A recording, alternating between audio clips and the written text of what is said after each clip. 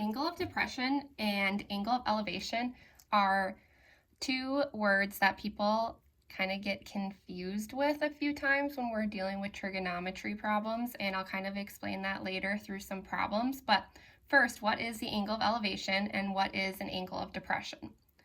Okay, so first thing, think about yourself down by this tree, okay, and you're looking straight ahead, right? Your eyesight would follow this parallel line here. And let's say you notice that there's an airplane up in the sky. So your eyesight would go from straight ahead and you would look upwards at that airplane. So your eyesight went from straight ahead to up, or it elevated. That would be your angle of elevation. Anytime you're looking straight ahead and your eyes have to go upwards, so you can even do that right now. Look straight ahead, okay, that's your parallel line, okay, and then if you're looking up towards the ceiling, okay, that angle right there that your eyes took from that parallel line upwards, that's an angle of elevation. Okay, then let's say we're in an airplane, okay, and again, you're looking straight ahead, I'd hope so, and then you notice that there is a person down on the ground. So your eyes would go from straight ahead going down towards that person. Okay, your eyesight would go down, and that is your angle of depression there. So anytime your eyes have to go upwards from straight ahead to up, that's an elevation, angle of elevation. And anytime your eyes have to go straight ahead downwards, that is an angle of depression that your eyes took. Okay, so maybe a little complicated for some of us, but I think it might be a little easier once we go through a few problems. But first thing I want you guys to know, I think some of you already noticed that, oh, Mrs. Schmidt, there is a parallel line here and a parallel line here. And notice that we have two angles that are alternate interior from those parallel lines. So actually, in the ones that we're going to be dealing with today, our angle of depression and our angle of elevation are actually congruent angles. So if we know the angle of depression then we know the angle of elevation, or vice versa. Okay, so I always like to think about it, okay, you're looking straight ahead. Do your eyes have to move up, or do they have to move down? Okay, and kind of think about that as we go through the next few problems. All right, first one here, we have a plane, we have a boat, and they want to know what is the distance between the plane and the boat. So we want to know what this distance is, right? Okay, and notice that they gave us the angle of elevation. Okay, so that means we have our eyesight here, right? Then we go up and look at the plane so that our eyes elevated 20 degrees. Okay, so we also created that they told us that the plane was 10,000 feet above ground. Okay, so we have this perfect right triangle then here. And if you remember from our last unit, when we have an angle and we have two sides, okay, or an unknown and a side, we can use trig. So from this angle of elevation, we have the opposite, and we have or want to know the hypotenuse. So that means we're going to use sine. Our angle always goes next to our trig function. Then, excuse me, then we do the opposite on top and our unknown at the bottom. Right, and then typing this into your calculator, well, we got to solve for x. So we'd multiply by x on this side, multiply by x. So we'd get x times sine of 20 equals 10,000. Divide by sine of 20. Okay, so then we end up with x being 10,000 over sine of 20. Right, when we type that into our calculator, Okay, make sure your calculator is in degree mode. We have 10,000 divided by sine of 20. So we should get x to be approximately 29,238.04. And what are we dealing with? Feet. So the ship and the plane are 29,238 feet apart. All right, let's do another one. Okay, here we have a lighthouse.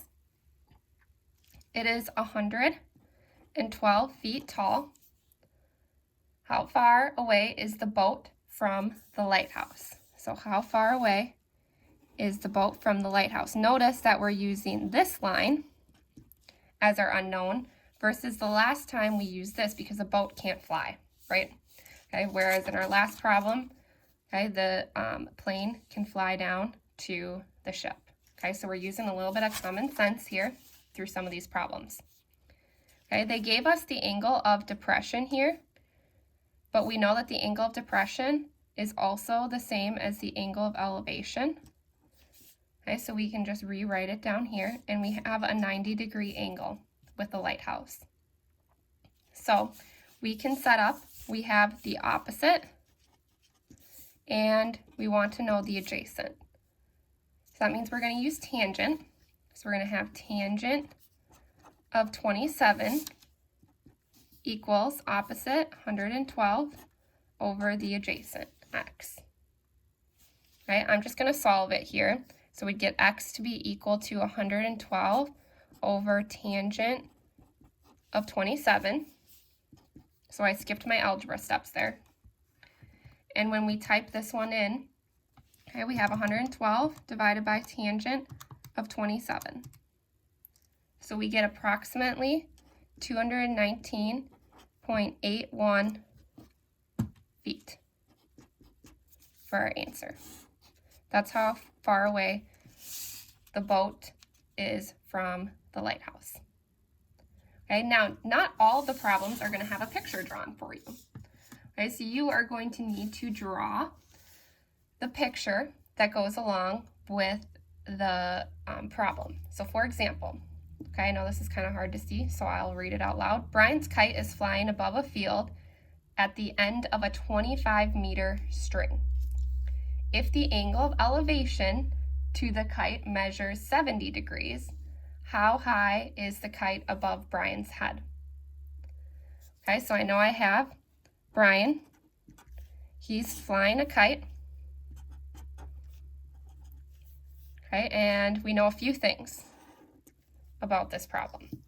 Okay, I'm going to draw in my 90 degrees here. Okay, this was my kite.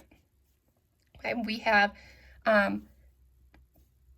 25-meter string. So that means, or 65-meter string. And we have the angle of elevation to be 70 degrees. Now, one thing is some people like to put 70 up here. Now, think about why couldn't we put 70 degrees, our angle of elevation, to be right here? Remember I said at the beginning that an angle of elevation or an angle of depression always has to come from a horizontal line, okay, or a parallel line. Okay, his eyesight would be straight across. Okay, it's got to come from a horizontal, not a vertical. Okay, and then they want to know how high is the kite above Brian's head. So we'd have our x here because we want to know how high it is in the sky. So notice that I have the opposite and the hypotenuse. So I'm going to set it up here. I'm going to use sine.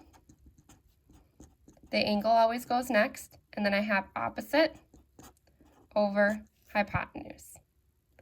So then I'm going to plug in. I'm just going to do my math already in my head. So I have sine 65 times sine of 70. So plugging that into our calculator, 65 sine of 70, we should get approximately 61.08 meters above the ground. Okay, and remember, these are kind of approximate, right? Okay, we don't know exact measurements of everything, and it could be a little off. So here we just have an approximate value. All right, next one. All right, from an airplane at an altitude of 125 meters, the angle of depression to the building on the ground measures 28 degrees. Find the distance from the plane to the building.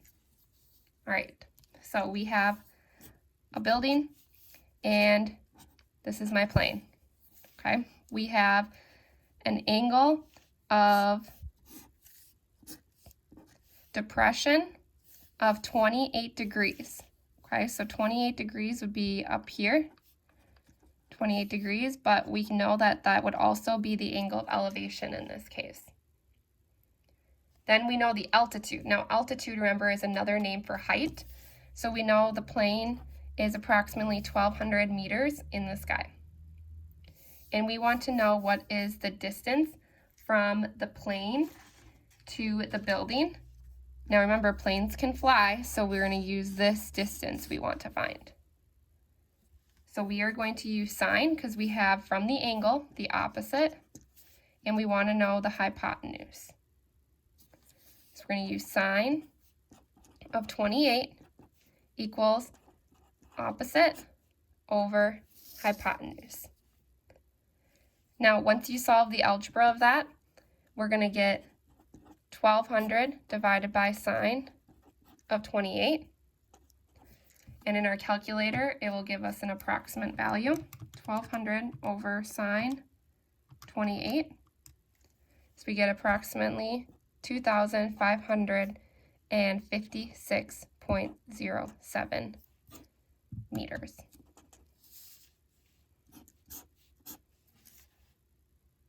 Okay, I want you to try this one on your own. Okay, here we have from a point on the ground, 12 feet from the base of the flagpole, the angle of elevation of the top of the pole measures 53 degrees.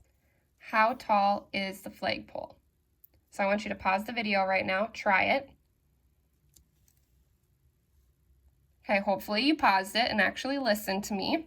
Okay, we have a flagpole and we have a point on the ground. Okay, you should have set it up. We had 53 as our angle of elevation. And then we want to know what the flagpole is, and we know it's 12 feet away. Okay, and you should have used tangent, and you should have got the flagpole height to be approximately 15.92 feet in the air.